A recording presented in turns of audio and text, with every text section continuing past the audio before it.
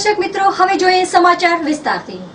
ભુજના જિલ્લા પંચાયત હોલ ખાતે શ્રીમતી પ્રીતિબેન ધોળકિયા લિખિત ચિતવન હિન્દી ગઝલ કાવ્ય સંગ્રહનો લોકાર્પણ કાર્યક્રમ યોજાયો, જેમાં શ્રીમતી પ્રીતિબેન ધોળકિયા દ્વારા ચિતવન હિન્દી ગઝલ કાવ્ય સંગ્રહનો લોકાર્પણ કાર્યક્રમ જિલ્લા પંચાયત મધ્યે યોજવામાં આવેલ, જેમાં આ કાવ્ય સંગ્રહની લોકાર્પણ વિધિ કરાઈ હતી।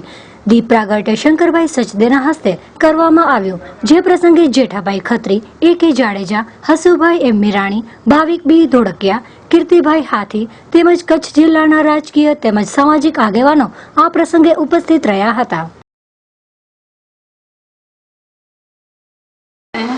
तो मैंने भी इसमें हर शेड्स को लिखने का ट्राई किया है, चाहे वो ब्रेकअप, पैचअप या फिर दुख सुख, every sets of love, every sets of life, every relations of life, वो सब मैंने इस बुक में लिखने की कोशिश की है।